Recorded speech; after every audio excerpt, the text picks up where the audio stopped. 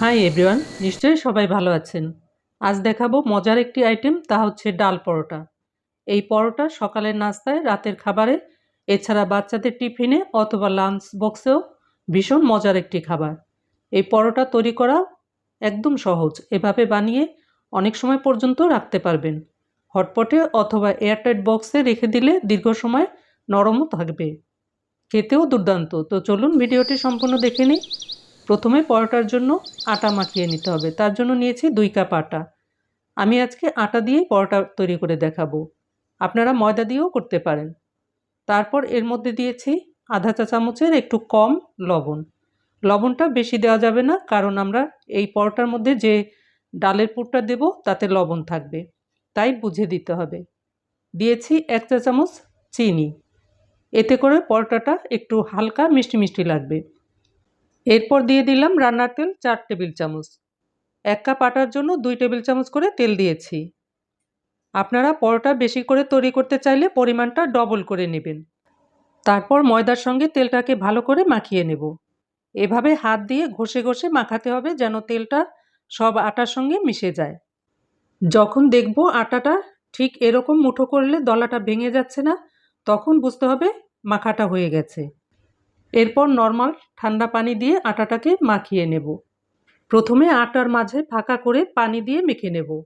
পানিটা কিন্তু একবারে দেব না, অল্প অল্প করে 2-3 বারে দিয়ে একটি নরম ডো তৈরি করে নেব।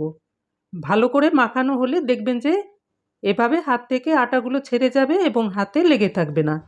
এরপর হাতে সামান্য তেল নিয়ে এই ডোয়ের উপরে লাগিয়ে দেব, তাহলে ডোটা শুকিয়ে যাবে না। এবার ঢেকে রাখবো রেস্টের জন্য। ততক্ষণে আমরা ডালের পুরটা রেডি করে নেব। তার জন্য নিয়েছি মুসুরির ডাল। আমি এখানে 100 গ্রামের মতো মুসুরির ডাল নিয়েছি। ডালগুলোকে পরিষ্কার করে ধুয়ে নেব। এরপর ডালগুলোকে রান্না করার জন্য চুলায় একটি কড়াই বসিয়েছি। দিয়েছি সরিষার তেল 1 টেবিল চামচের মতো। তেলটা গরম হলে দিয়েছি 4-5টি পেঁয়াজ কুচি। এখানে পেঁয়াজ কুচিটা একটু বেশি দিয়েছি। এগুলো নরম হওয়া পর্যন্ত ভেজে নেব। পেঁয়াজগুলো নরম হলে, কালারটা একটু চেঞ্জ হলে দিয়েছি থেতো করা আদা আধা চা চামচ, থেতো করা রসুন আধা চা চামচ। এগুলো দিয়ে কয়েক সেকেন্ড ভেজে নেব। তারপর দিয়েছি সামান্য হলুদের গুঁড়ো আর দিয়েছি আধা চা চামচ মরিচের গুঁড়ো। একটুখানি নেড়ে চেড়ে দিয়ে দিলাম সামান্য পানি। এই পানিটা দিয়ে মশলাটা ভালো করে কষিয়ে নেব। মশলাটা কষানো হলে এর মধ্যে দিয়ে দেব ধুয়ে রাখা মুসুরির ডাল। কিছু সময় নেড়ে চেড়ে মশলার সঙ্গে মিশিয়ে নেব। তারপরে এর মধ্যে দিয়েছি পানি সিদ্ধ হওয়ার জন্য। পানিটা এমনভাবে দিতে হবে যেন ডালগুলো পুরোপুরি সেদ্ধ হয়ে যায় এবং পানিটাও শুকিয়ে আসে। এ সময় চুলার জালটা লো ফ্লেমে রেখে সিদ্ধ করে নেব। মাঝে একবার ঢাকনা খুলে নেড়ে দিলাম। ডালটা সেদ্ধ হতে আরেকটু সময় লাগবে। পানি প্রয়োজন হলে সামান্য দিতে পারেন। তারপর আবারও ঢেকে দিলাম। কিছু সময় পরে দেখুন ডালগুলো সেদ্ধ হয়ে গেছে এবং পানিটাও শুকিয়ে গেছে। এরপর এর মধ্যে দিয়েছি ম্যাগি মশলা 1 প্যাকেট। এটা প্রায় সব মুদির দোকানেই পাওয়া যায়। একটা শুকনো লঙ্কা পুড়িয়ে নিয়ে গুঁড়ো করে নিয়েছি। এবার এর মধ্যে দিয়ে দিলাম। এতে করে সুন্দর একটা ফ্লেভার যোগ হয়। আর দিয়েছি ভাজা জিরে গুঁড়ো আধা চা চামচ। এবার সব কিছু একসঙ্গে নেড়েচেড়ে ঘেঁটে দিয়েছি। ডালটা বেশি শুকনোও হবে না, আবার বেশি ভিজে ভিজেও হবে না। অনেকটা আটার ডোয়ের মতো হবে। তারপর কড়াই থেকে তুলে নেব এবং ঠান্ডা করে নেব। এরপর রুটি বেলে নিব। তার জন্য আটার ডোটাকে নিয়ে নিলাম। দেখুন কতটা সফট হয়েছে। ঠিক এরকম নরম হতে হবে, তাহলে পরোটাটা বানাতে অনেক সুবিধা হবে। আটা যদি শক্ত মাখা হয় তাহলে বেলতে কষ্ট হবে। এখন ডোটাকে কয়েক সেকেন্ড মথে নিয়ে লেচি কেটে নেব। লেচিগুলোকে এভাবে গোল গোল করে নিয়েছি। সবগুলো গোল পাকানো হয়ে গেলে একটি লেচি নিয়ে এভাবে চেপে চেপে একটি বাটির মতো করে নেব। মাঝে কিছুটা মোটা রেখে উপরের দিকটা একটু পাতলা করে নিয়ে তৈরি করে নেব। এবার এর মাঝে দিব ডালের পুর। ডালের পুরটা এর মধ্যে ঠান্ডা হয়ে গেছে। আমি ভরা ভরা 1 চামচ ডালের পুর এই রুটির মাঝে দিয়ে এভাবে মুখটাকে ভালো করে বন্ধ করে দেব, ডালগুলো যেন বের হয়ে না যায়।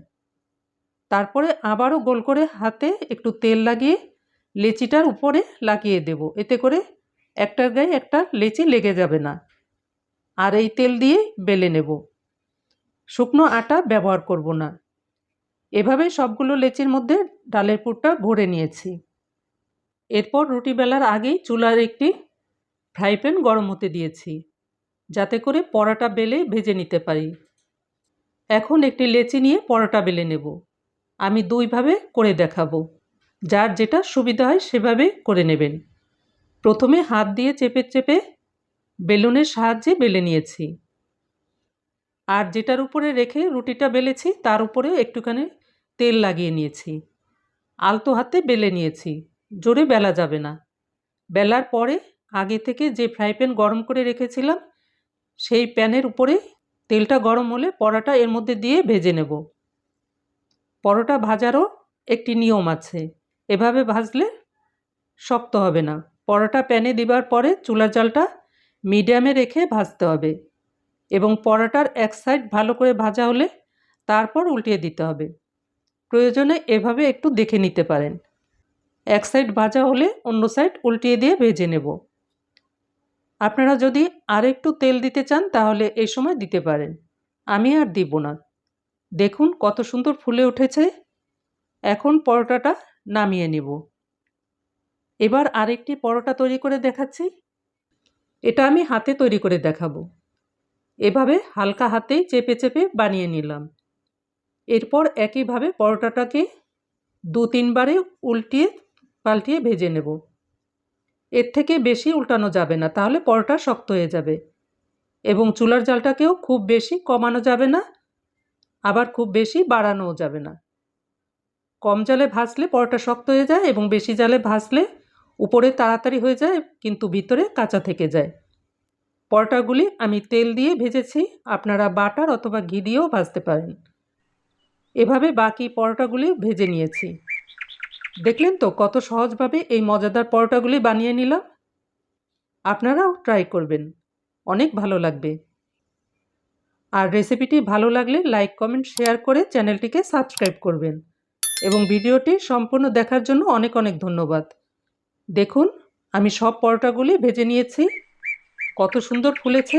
আমি একটি ছিঁড়ে দেখাচ্ছি, কতটা নরম, ধরার সাথেই ছিঁড়ে যাচ্ছে এবং ভিতরের ডালের পুরটা পুরো রুটিতে লেগে আছে। দেখতে যেমন সুন্দর, খেতে কিন্তু তার চেয়েও বেশি মজার।